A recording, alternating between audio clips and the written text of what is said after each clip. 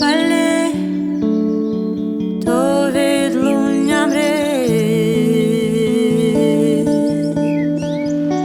відчайдушний крок майбутнє, лагідний твій сміх знов приніс весну.